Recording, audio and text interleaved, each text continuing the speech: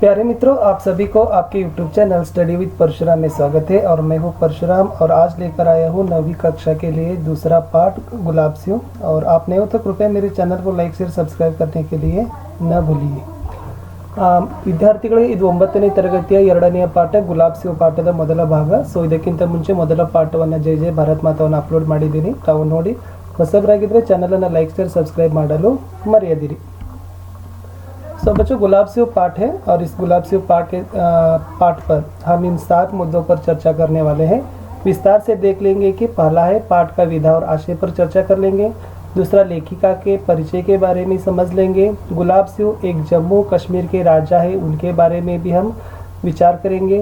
नए शब्द का अर्थ पर विचार कर लेंगे. पाठ को विस्तार से समझ लेने के लिए प्रयास करेंगे. पाठ के अंत पर अभ्यास के गतिविधियों पर प्रश्नोत्तर है, वहाँ पर भी हम चर्चा करेंगे. और अंत में व्याकरण में कारक है, उस पर भी हम विचार कर लेंगे. ವಿದ್ಯಾರ್ಥಿಗಳೇ, ಈ ಒಂದು ವಿಡಿಯೋದಲ್ಲಿ ನಾವು ಮೊದಲಿಗೆ ಪಾಠದ ವಿಧ ಮತ್ತು ಆಶಯ, ಪಾಠವನ್ನು ಬರೆದಿರತಕ್ಕಂಥ ಲೇಖಕಿಯರ ಪರಿಚಯ, ಗುಲಾಬಸಿಯು ಒಬ್ಬ ಜಮ್ಮು ಕಾಶ್ಮೀರದ ಶ್ರೇಷ್ಠ ರಾಜ, ಅಪ್ಪಟ ದೇಶಭಕ್ತ, ಆತನ ಬಗ್ಗೆ ಸ್ವಲ್ಪ ತಿಳಿದುಕೊಳ್ಳಲಿಕ್ಕೆ ಪ್ರಯತ್ನವನ್ನು ಮಾಡೋಣ. ಪಾಠದ ಹೊಸ ಪದಗಳ ಅರ್ಥ, ಪಾಠವನ್ನು ವಿಸ್ತಾರವಾಗಿ ತಿಳಿದುಕೊಳ್ಳೋಣ. ಚಿತ್ರ ಸಹಿತವಾಗಿ ಪಾಠದ ಕಡೆಯಲ್ಲಿ ಇರ್ತಕ್ಕಂಥ ಅಭ್ಯಾಸ ಚಟುವಟಿಕೆಗಳನ್ನು ಬಿಡಿಸೋಣ. ಕಡೆಯದಾಗಿ ವ್ಯಾಕರಣದಲ್ಲಿ ಕೇಸಸ್ ಅಂದರೆ ಕಾರಕ ವಿಭಕ್ತಿ ಪ್ರತ್ಯಯಗಳಂತ ಕರಿತೀವಲ್ಲ, ಸೊ ಅದ್ರಗಳ ಬಗ್ಗೆನೂ ಕೂಡ ನಾವು ತಿಳಿದುಕೊಳ್ಳಲಿಕ್ಕೆ ಪ್ರಯತ್ನವನ್ನು ಮಾಡೋಣ. ಸೊ ವಿಡಿಯೋವನ್ನು ಕಡೆಯವರೆಗೂ ನೋಡಿ ವಿಷಯವನ್ನು ಅರಿತುಕೊಳ್ಳಲಿಕ್ಕೆ ನಿಮಗೆ ಸಹಕಾರಿ ಆಗುತ್ತೆ. बच्चों, यही है गुलाबसियों, जम्मू कश्मीर के शासक और अಪ್ಪಟ देश प्रेम, इनका ही यह तस्वीर है. ಮಕ್ಕಳೇ, ಸೊ ಈ ಒಂದು ಚಿತ್ರದಲ್ಲಿ ನಾನು ತೋರಿಸಿರೋದು ಗುಲಾಬಸಿಯೋ ಅಂತಕ್ಕಂಥ ಜಮ್ಮು ಕಾಶ್ಮೀರದ ಶ್ರೇಷ್ಠ ರಾಜ ಮತ್ತು ಅಪ್ಪಟ ದೇಶಭಕ್ತ, ಈತನ ಒಂದು ಜೀವನವನ್ನು ಆಧರಿಸಿ ಇರ್ತಕ್ಕಂಥ ಒಂದು ಕಥೆ. ಅದು ಸುಭದ್ರಾ ಕುಮಾರಿ ಚೌಹಾಣ್ ಅವರು ಬರೆದಿರ್ತಕ್ಕಂಥದ್ದು. ಸೊ ಮೊದಲಿಗೆ ಪಾಠದ ವಿಧ ಮತ್ತು ಆಶಯ ಬಗ್ಗೆ ತಿಳಿದುಕೊಳ್ಳೋಣ. बच्चों, पाठ का विधा और आशय. पाठ का विधा में कहानी विधा का है और इस कहानीकार के कहानीकार है सुभद्रा कुमारी चौहान. ವಿದ್ಯಾರ್ಥಿಗಳೇ, ಗುಲಾಬಸಿಯೋ ಪಾಠ ಕಹಾನಿ ಅಂದರೆ ಕಥೆ ವಿಧದಲ್ಲಿದೆ. ಈ ಕಥೆಯನ್ನು ಬರೆದಿರ್ತಕ್ಕಂಥ ಕಥೆಗಾರತಿ ಸುಭದ್ರಾ ಕುಮಾರಿ ಚೌಹಾನ್. ಸೊ ಈಗ ಆಶಯಕ್ಕೆ ಬರೋಣ. इस कहानी के द्वारा देशभक्ति, त्याग, बलिदान, भाई बहन का प्रेम, प्रजा की जिम्मेदारियां, कर्तव्य आदि का चित्रण किया गया है. बच्चों, इस गुलाबसियों कहानी के द्वारा देश प्रेम हो, त्याग यानी वैराग्य विराग कहते हैं, और त्याग और बलिदान करते दोनों एक ही है बच्चों. और भाई बहन का प्रेम, उनका रिश्ता संबंध है. और प्रजा की जिम्मेदारियां यानी उसका उत्तरदायित्व क्या है, उसका कर्तव्य क्या है, उसके बारे में यहाँ पर चित्रण है. ವಿದ್ಯಾರ್ಥಿಗಳೇ, ಈ ಒಂದು ಕಥೆಯ ಮೂಲಕ ದೇಶಭಕ್ತಿ, ತ್ಯಾಗ, ಬಲಿದಾನ, ಸಹೋದರ ಸಹೋದರಿಯರ ನಡುವಿನ ಒಂದು ಪ್ರೀತಿಯಾಗಿರಬಹುದು, ಆಮೇಲೆ ನಾಗರಿಕರ ಉತ್ತರದಾಯಿತ್ವ, ಕರ್ತವ್ಯಗಳ ಬಗ್ಗೆ ಒಂದು ಸಂಕ್ಷಿಪ್ತವಾದ ಚಿತ್ರಣ ಇದೆ. इस पाठ में झंडा स्वतंत्रता के संकेत के रूप में दिखाया गया है. यानी बच्चों, इस पाठ में झंडा इसका प्रयोग किया गया है और इस झंडा का इस अर्थ में प्रयोग किया गया कि यह एक स्वतंत्रता के रूप में है. ಸೊ ಪಾಠದಲ್ಲಿ ಧ್ವಜವನ್ನು ಬಳಕೆ ಮಾಡಿದ್ದಾರೆ. ಸೊ ಈ ಧ್ವಜದ ಒಂದು ಅರ್ಥ ಏನಪ್ಪ ಅಂದ್ರೆ ಅದೊಂದು ಸ್ವತಂತ್ರತೆಯ ಒಂದು ಪ್ರತೀಕ, ನಮ್ಮದೇ ಅಂತ. ಸೊ ನಮ್ಮ ಅಧೀನದಲ್ಲಿರೋದು ಸ್ವತಂತ್ರತೆಯ ಒಂದು ರೂಪದಲ್ಲಿ ಅದನ್ನು ಬಳಕೆಯನ್ನು ಮಾಡಿದ್ದಾರೆ. ಸೊ ಇಷ್ಟು ಇತ್ತು ಈ ಪಾಠದ ವಿಧ ಮತ್ತು ಆಶಯ.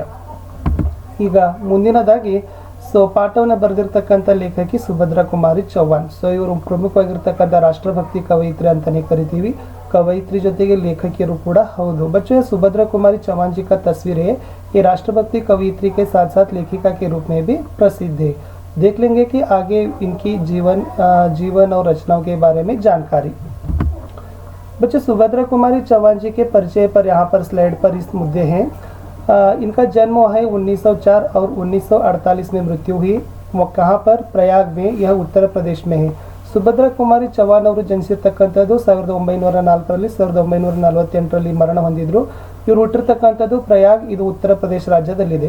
बाल्यकाल से साहित्य में इनकी विशेष रुचि थी, यानी बचपन से ही इन्होंने साहित्य में बहुत ही अधिक रुचि इनकी थी. ಸೊ ಬಾಲ್ಯದಲ್ಲಿನೇ ಅವ್ರು ಏನು ಮಾಡಿದ್ರಪ್ಪ ಅಂದರೆ ಸಾಹಿತ್ಯದಲ್ಲಿ ಬಹಳಷ್ಟು ರುಚಿಯನ್ನು ಬೆಳೆಸಿಕೊಂಡಿದ್ರು. प्रथम काव्य रचना 15 वर्ष की आयु में ही की थी. यानी जो उनकी जो प्रथम रचना आई, जो प्रथम रचना इन्होंने कुल मिलकर उनकी जो तब उनकी आयु थी कि 15 साल की थी, तभी इसका प्रकाशन हुआ था. ಇವರ ಒಂದು ಮೊದಲ ಒಂದು ಕಾವ್ಯ ರಚನೆ ಆಗಿರ್ತಕ್ಕಂಥದ್ದು 15ನೇ ವರ್ಷದಲ್ಲಿನ ಅಂತ ಹೇಳ್ತಾರೆ. ರಾಷ್ಟ್ರೀಯ ಆಂದೋಲನ में आप भाग लेती रही. ಅಷ್ಟೇ ಅಲ್ಲದೆ ನಮ್ಮ ಸ್ವಾತಂತ್ರ್ಯ ಸಂಗ್ರಾಮದ ಒಂದು ಚಳವಳಿಯಲ್ಲೂ ಕೂಡ ಇವರು ಭಾಗವಹಿಸಿದ್ದಾರೆ. आप कई बार जेल गई थी. ಅಷ್ಟೇ ಅಲ್ಲದೆ ಇವರು 2 ಸಾರಿ ಏನು ಮಾಡಿದಾರಪ್ಪ ಅಂದ್ರೆ ಕಾರಾಗೃಹ ಬಂದಿವಾಸವನ್ನು ಮಾಡಿದ್ದಾರೆ.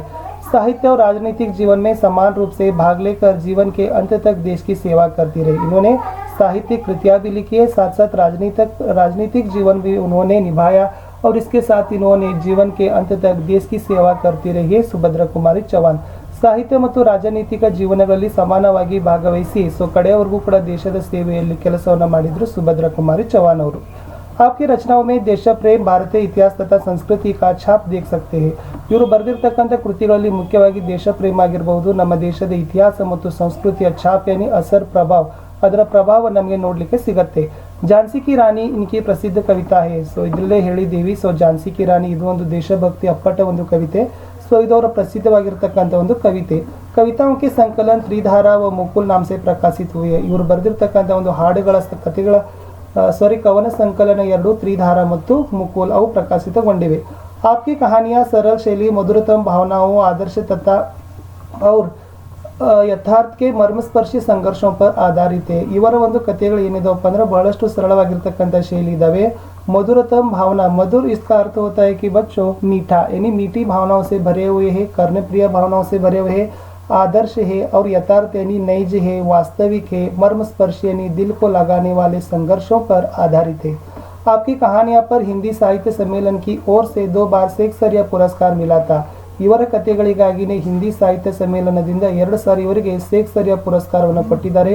आपकी कहानियों के संग्रह का नाम है बिखरे मोती तथा उन्मादिनी। ಇವರ ಒಂದು ಕಥೆಗಳ ಸಂಕಲನದ ಹೆಸರುಗಳು ಬಿಕ್ರೆ ಮೋತಿ ಮತ್ತು ಉನ್ಮಾದಿನಿ ಅಂತ ಬರುತ್ತೆ। ಇಲ್ಲಿ ನೆನಪಿಟ್ಕೊಳ್ತಕ್ಕಂಥದ್ದು 2 ಕವಿತೆಗಳ ಸಂಕಲನ ತ್ರಿಧಾರ ಮತ್ತು ಮುಕುಲ್, 2 ಕಥೆಗಳ ಸಂಕಲನ ಬಿಕ್ರೆ ಮೋತಿ ಮತ್ತು ಉನ್ಮಾದಿನಿ, ಆಮೇಲೆ ಇವರ ಪ್ರಸಿದ್ಧವಾಗಿರ್ತಕ್ಕಂಥ ಹಾಡು ಝಾನ್ಸಿ ಕಿ ರಾಣಿ, ಆಮೇಲೆ ಇವರಿಗೆ ಹಿಂದಿ ಸಾಹಿತ್ಯ ಸಮ್ಮೇಳನದಿಂದ 2 ಸಾರಿ ಏನಾಗದಪ್ಪ ಅಂದ್ರೆ ಶೇಕ್ಸ್ಪಿಯರ್ ಪುರಸ್ಕಾರ ಇವರಿಗೆ ಸಿಕ್ಕಿದೆ। ಇಷ್ಟು ಲೇಖಕಿಯರ ಪರಿಚಯದಲ್ಲಿ ಇತ್ತು। ಮುಂದೆ ನೋಡುವ ಏನಿದೆ ಅಂತಕ್ಕಂಥದ್ದು। ಇನ್ನಷ್ಟು ನಾನು ಮಾಹಿತಿಯನ್ನು ಕೊಟ್ಟಿದ್ದೀನಿ ನಿಮಗೆ ಅತಿರಿಕ್ತ ಜಾಣಕಾರಿ ಒಳಗಡೆ। ಇವರು ಹುಟ್ಟಿರ್ತಕ್ಕಂಥದ್ದು 16 ಆಗಸ್ಟ್ 1904, ಅಂದ್ರೆ ಇವರ ಜನ್ಮತಿಥಿ ಬಂದ್ಬಿಟ್ಟು 16 ಆಗಸ್ಟ್ 1904 ಇವರು ಏನ್ ಮಾಡಿದಾರಪ್ಪ ಅಂದ್ರೆ ಹುಟ್ಟಿದ್ದಾರೆ। ಆಮೇಲೆ ಮೃತ್ಯು ತಿಥಿ 15 फरवरी 1948 कार दुर्घटना में। ಕಾರು ಅಪಘಾತದಲ್ಲಿ 15 ಫೆಬ್ರವರಿ 1948 ತೀರ್ಕೊಂಡಿದ್ದಾರೆ। और इनके पति ठाकुर लक्ष्मण सिंह चौहान। ಇವರ ಒಬ್ಬ ಪತಿಯ ಹೆಸರೇನಪ್ಪ ಅಂದ್ರೆ ठाकुर लक्ष्मण सिंह चौहान ಅಂತ। 1921 में गांधी जी के साथ भाग लेने वाली प्रथम महिला थी। 1921ರಲ್ಲಿ ಗಾಂಧೀಜಿಯವರ ಜೊತೆ ಸ್ವಾತಂತ್ರ್ಯ ಸಂಗ್ರಾಮದಲ್ಲಿ ಭಾಗವಹಿಸಿರ್ತಕ್ಕಂಥ ಪ್ರಥಮ ಮಹಿಳೆ ಅಂತ ಹೆಗ್ಗಳಿಕೆಗೆ ಪಾತ್ರರಾಗಿದ್ದಾರೆ ಸುಭದ್ರಾ ಕುಮಾರಿ ಚೌಹಾನ್ ಅವರು। ಪಹಲ ಕಹಾನಿ ಸಂಗ್ರಹ ಬಿಕ್ರೆ ಮೋತಿ, ಅದೇ ಹೇಳಿದ್ದೀವಿ। ಮೊದಲ ಒಂದು 15ನೇ ವರ್ಷದಲ್ಲಿನೇ ಅದು ಪ್ರಕಾಶನ ಆಯಿತು ಬಿಕ್ರೆ ಮೋತಿ ಅಂತಕ್ಕಂಥದ್ದು। 2006 भारतीय तटरक्षक सेना ने इनका नाम एक जहाज को दिया है। 2006ರಲ್ಲಿ ಭಾರತದ ನೌಕಾಪಡೆ ಏನ್ ಮಾಡಿದೆಪ್ಪ ಅಂತಂದ್ರೆ ಸುಭದ್ರಾ ಕುಮಾರಿ ಚೌಹಾನ್ ಅವರ ಹೆಸರನ್ನ ಒಂದು ಹಡಗಿಗೆ ಅದು ಕೊಟ್ಟಿದ್ದಾರೆ। ಇಷ್ಟಿತ್ತು ಅವರ ಒಂದು ಜೀವನದಲ್ಲಿ। ಅಷ್ಟೇ ಅಲ್ಲದೆ 1976ರಲ್ಲಿ ನಮ್ಮ ಭಾರತದ ಒಂದು ಅಂಚೆ ಇಲಾಖೆಯವರು ಏನ್ ಮಾಡಿದಾರಪ್ಪ ಅಂದ್ರೆ 25 ಪೈಸೆಗಳ ಒಂದು ಇವರ ಹೆಸರಿನ ಅಂಚೆ ಚೀಟಿಯನ್ನು ಸಹಿತ ಬಿಡುಗಡೆಯನ್ನ ಮಾಡಿದ್ರು। 1976 के आसपास जो भारतीय डाकघर के विभाग से 25 पैसे की एक टिकट भी, डाक टिकट भी इनके नाम से प्रकाशित हुई थी सुभद्रा कुमारी चौहान के नाम से।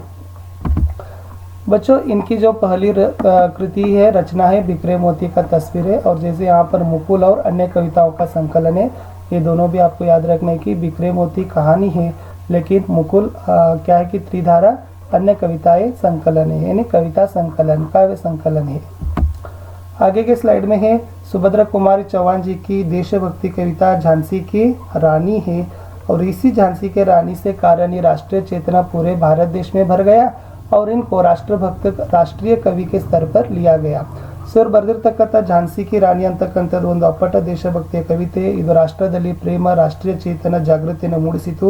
ಇದರಿಂದನೇ ಅವ್ರು ಏನು ಮಾಡಿದ್ರಪ್ಪ ಅಂತಂದರೆ ರಾಷ್ಟ್ರಭಕ್ತಿಯ ಒಂದು ಕವಿಯಾಗಿದ್ದರು। ಆಮೇಲೆ ಅದಕ್ಕಾಗಿ ಏನು ಮಾಡಿದ್ರಪ್ಪ ಅಂದ್ರೆ 2 ಸಾರಿ ಅವರು ಜೈಲು ವಾಸವನ್ನು ಸಹಿತ ಮಾಡಿದರು। ಇಷ್ಟು ಇತ್ತು ಈ ಒಂದು ವಿಡಿಯೋದಲ್ಲಿ।